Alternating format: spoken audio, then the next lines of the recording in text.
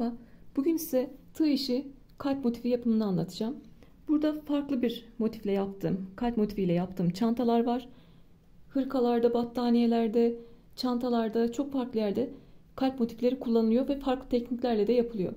Ben bunu Instagram'da bir tane kadından gördüm, yabancı bir kadından gördüm. Onun da adını açıklamalara eklerim ve çok kolay ve güzel bir tekniği var ve çok güzel bir kalp motifi çıkıyor ortaya. Onu size anlatmak istiyorum. Bu çantaların yapılışına da kanalımdaki videolardan ulaşabilirsiniz. Burada iki farklı iple hazırladığım kalp var. Bunu Slim Cotton Plus iple hazırladım. Bunu da normal Alize Cotton Gold iple hazırladım. Pamuk makrome ile de çalışabilirsiniz. Hangi iple çalışmak istiyorsanız ona uygun tığ numarasını kullanarak kalp motiflerinizi hazırlayabilirsiniz. Motifi size daha net anlatabilmek için pamuk makrome ip kullanıyorum ve 3,5 milim tığ kullanıyorum. Motifin başlangıcında sihirli halkanın içine 12 tane ikili trabzan yapıyoruz. İpi aldım. Sihirli halka için döndürdüm. Ben sihirli halkayı böyle yapıyorum. İpi aldım ve döndürdüm. Tığla halkanın içine girdim. İpi aldım ve 3 tane zincir çekiyorum. 1, 2 ve 3. Bu 3 zincirde bir trabzan kabul ediyoruz. Toplam 12 tane trabzan yapacaktık. 3 zincirde bir trabzan kabul ediyoruz. Tığın başına doladım. Halkanın içine girdim. Tığın üzerinde 3 ilmek var. İkisini birlikte alarak bir tane ikili trabzan yapıyorum. Tığın başına doladım. Halkaya girdim. 3 tane ilmek var. İkisini birlikte alarak bir tane daha ikili trabzan yaptım. 3 ilmeğim var. İkisini birlikte aldım. Baştaki çektiğimiz 3 zincirle beraber toplam 12 tane ikili trabzan yapıyoruz. 5 6 7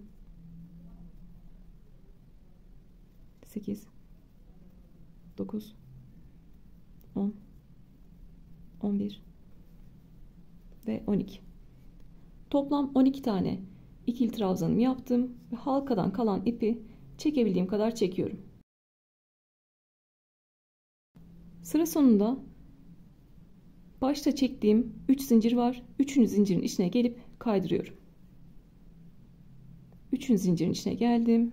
İpimi aldım ve kaydırdım. 12 tane ikili trabzanımızı yaptık. Artık bu kısma geçiyoruz. Sıra sonunda kaydırmayla bitirmiştik. Bir zincir çektim. Tığın başına 2 kere doladım. Bir sonraki trabzana atlıyorum. İkinci trabzana geldim. İpimi aldım. Tığın üzerinde 4 ilmek var. İkisini birlikte aldım. İkisini birlikte aldım ve ikisini birlikte aldım. 3 kere de çıktım. Bir üçlü trabzan yapıyorum. Tığın başına doladım. Aynı yere bir tane daha üçlü trabzan yapıyorum. İkisini birlikte, ikisini birlikte. Tığın başına 2 kere doladım. Aynı yere bir tane daha üçlü trabzan yapıyorum. İkisini birlikte ve ikisini birlikte. 3 tane üçlü trabzanımız oldu. Bunu 8'e tamamlıyoruz. Aynı yere 8 tane üçlü trabzan yapıyoruz. Başına 2 kere doladım. Aynı yere bir tane daha üçlü trabzan yaptım. Tığın başına 2 kere doladım. 5. üçlü trabzanımı yapıyorum. Tığın başına 2 kere doladım. Yine aynı yerdeyim. 6.'yı yaptım. Tığın başına 2 kere doladım. 7.'yi yapıyorum. Ve 8.'yi yapıyorum.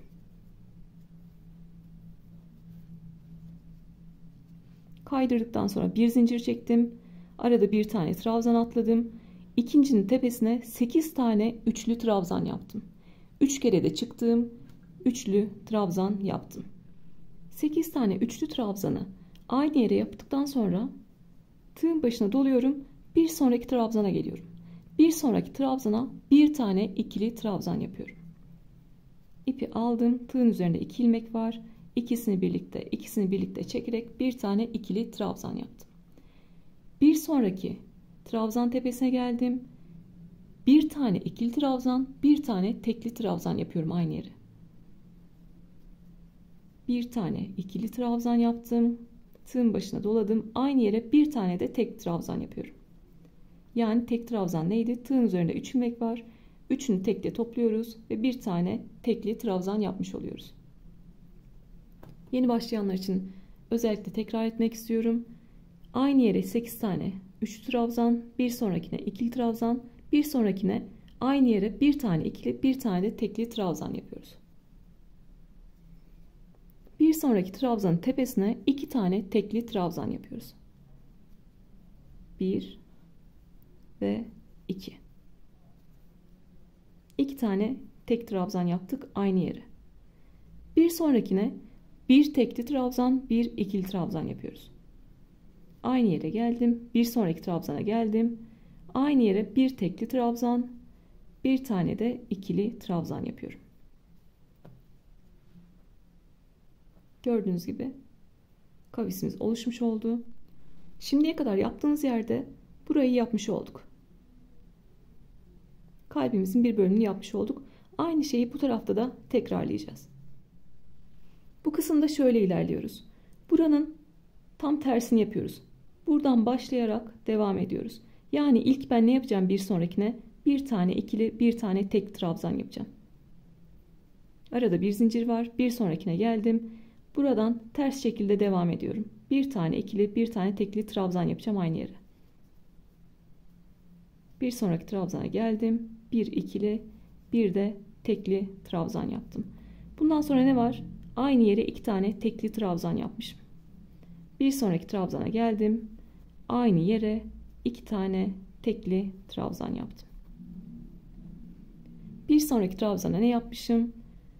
Bir tane tekli, bir tane ikili trabzan yapmışım. Bir tekli, bir tane de ikili trabzan yapıyorum. Gördüğünüz gibi aynı şekilde devam ediyorum. Burada ne yaptıysam burada da aynı şekilde devam ediyorum. Sonra bir tane ikili trabzan yapmışım. Bir sonraki trabzana geldim. Bir tane ikili trabzan yaptım. Artık o ikili trabzandan sonra 8 tane üçlü trabzanım var. Bir sonraki trabzanın tepesine geldim. Tığın başına 2 kere doladım.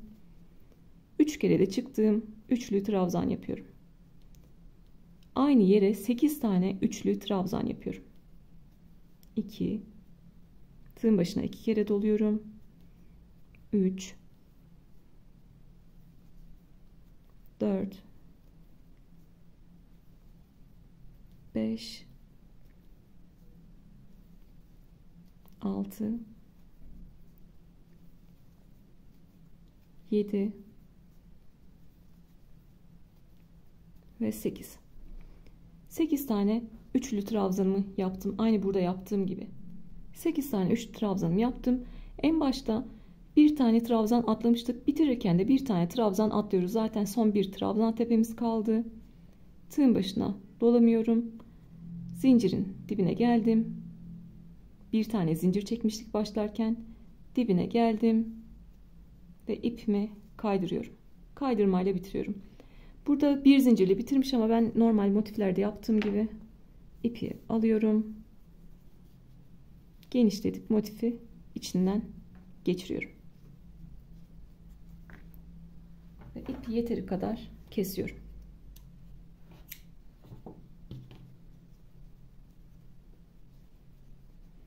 Gördüğünüz gibi kalp motifimiz oluşmuş oldu. En sonunda daha küçük bir tığ numarasıyla ipleri arkadan yürüterek gizleyebilirsiniz.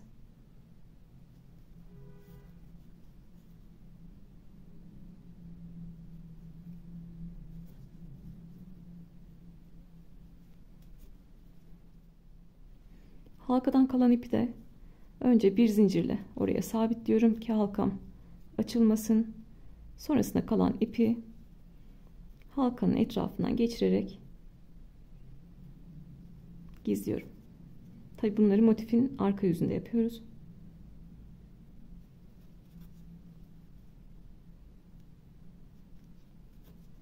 Motifi esnettikten sonra dışarıda kalan ipleri kesiyorum.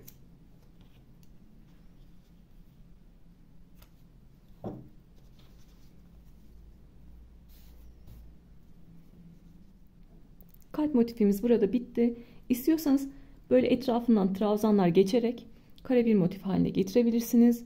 Ya da bu halleriyle istediğiniz örgülerde süs olarak kullanabilirsiniz. 2 tane yapıp ortasına bir boşluk bırakıp pamuklarla içini doldurup elyafla doldurup böyle anahtarlık yapabilirsiniz. İstediğiniz şeyleri sonrasına dönüştürebilirsiniz. Elimden geldiğince anlatmaya çalıştım. Aklınıza takılan yerler olursa sorabilirsiniz. Bir sonraki videoda görüşmek üzere.